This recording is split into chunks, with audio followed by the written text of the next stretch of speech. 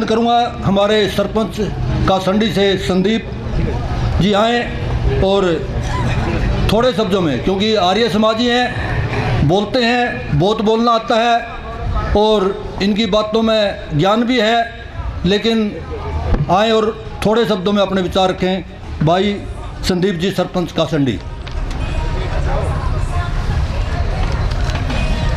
सर्वप्रथम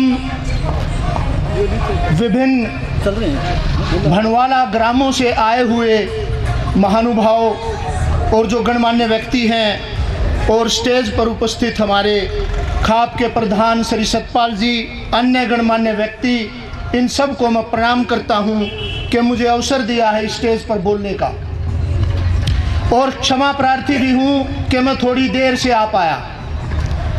मैं अपने कुछ एक्सपीरियंस शेयर करना चाहूँगा क्योंकि समय कम है। अभी मैं अपने गांव का भी धन्यवाद करता हूं जिन्होंने भारी मतों के साथ मुझे सरपंच बनाया।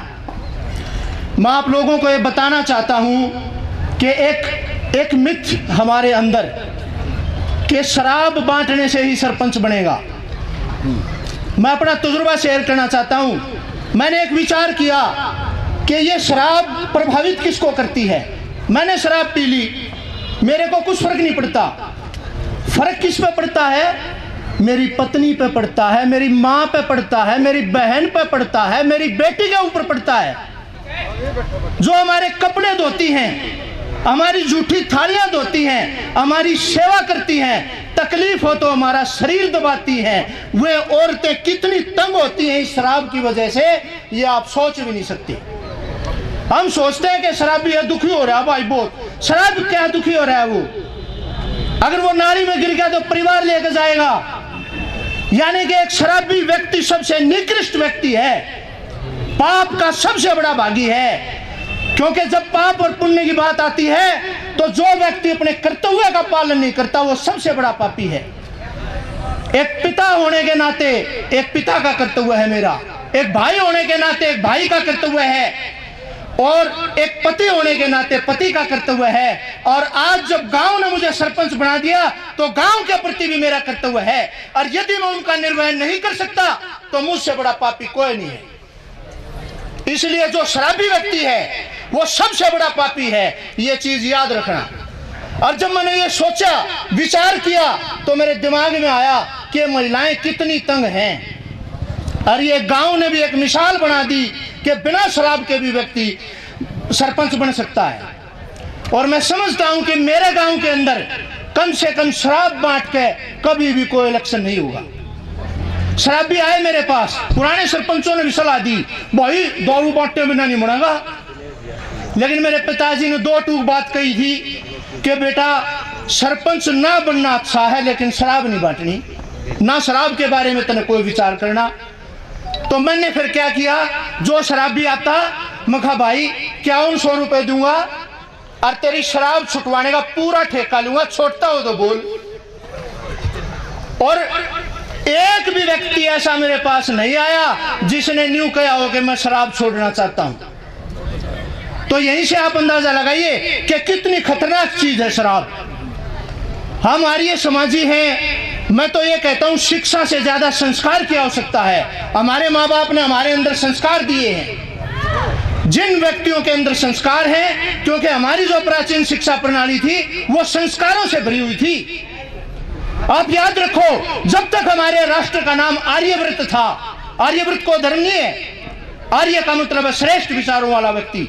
जब तक आर्यव्रत हमारे राष्ट्र का नाम था, हमने पूरे विश्व पर शासन किया। और जिस दिन हम आर्यव्रत नहीं रहे, आर्य नहीं रहे, याद रखना हिंदू हो गए, उस समय से गुलामी की दास्तां आरंभ हुई और हम गुलामियों की जंजीरों में जड़ते चले गए। और कितने साल तक गुलामी के दंश को हमने झेला। इसलिए मैं सिर्फ एक बात कहना चाहूंगा, एक विचार देना चाहूंगा, हम किसी को जबरदस्ती ठीक नहीं कर सकते। आज एक पिता भी अपने पुत्र को जबरदस्ती ठीक नहीं कर सकता। आप किसी पर कोई भी चीज जबरदस्ती नहीं थोप सकते। आप सिर्फ उसके मस्तिष्क को परिवर्तित करके, उसके संस्कारों में परिवर्तन करके परिवर्तन ला सकते हो, अन्यथा कोई तरीका नहीं बनता। और उसका सबसे बड़ा कारण हम हैं। हम क्यों हैं? अब कहने को ये कह देते हैं कि काम, क्रोध, लोभ, मोह, अहंकार, ये 5 चीजें हैं जो पाप को पैदा करती हैं, लेकिन इसके अलावा एक चीज और है, और वो क्या है? हमारे अंदर की कमजोरी। क्योंकि जो अच्छे व्यक्ति हैं, सभ्य व्यक्ति हैं, सक्षम व्यक्ति है, वो क्या सोचता है? वो बुराई को देखकर नजरअंदाज करता है, अरे हमने क्या मतलब है, लागे रहेंगे। और यही कमजोरी दुरात्माओं को बढ़ावा देती है।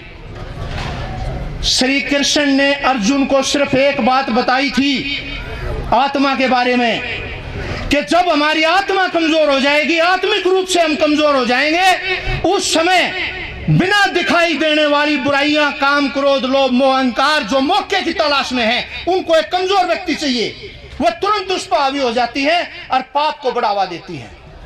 एक छोटा सा उदाहरण शरीर का भी देना चाहूंगा मैं। कौन व्यक्ति बीमार पड़ता है? जो कमजोर है, जिसका शरीर कमजोर है।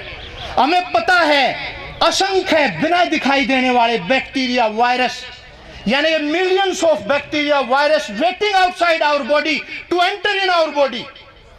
वो इंतजार कर रहे हैं कि एक कमजोर शरीर मिले, हम उसके शरीर में प्रवेश करें और वो बीमार हो जाए। जो व्यक्ति सक्षम है, अंदर से स्ट्रांग है, वो व्यक्ति बीमार नहीं होगा। उसी प्रकार जो आत्मिक रूप से स्ट्रांग है, वो बीमार नहीं होगा। हम किसी का ठेका नहीं ले सकते। आप एक विचार बनाकर यहां से जाइए कि मैं अपना ठेका लेता हूं, मैं बुराई में नहीं आऊंगा, मैं बुराई को बर्दाश्त नहीं करूंगा, मैं अपने कर्तव्य का पालन करूंगा। याद रखना, आपसे आपका परिवार जुड़ा हुआ है, आपका परिवार उसी समय बदल जाएगा, और आपके परिवार से आपके रिश्तेदार जुड़े हुए हैं, और उनसे भी अन्य परिवार जुड़े हुए हैं, और प्रभाव इस प्रकार से बढ़ता चला जाएगा। एक बार स्वामी विवेकानंद ने एक सभा में कहा था कि 100 युवा, सिर्फ 100 युवा जो कर्तव्य का पालन कर सकते हो, मुझे सिर्फ 100 युवा दे दो, मैं पूरे राष्ट्र को बदल दूंगा। आखिर उन्होंने ऐसा क्यों कहा?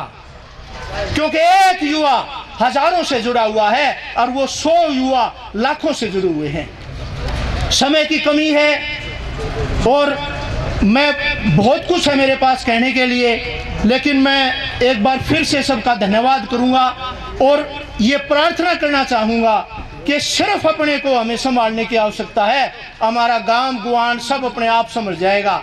एक निर्णय लेके जाएं, किसी और को बदलने की जरूरत नहीं है। Change yourself, the society will change automatically. This is the formula, we have to follow that. धन्यवाद। धन्यवाद सरपंच।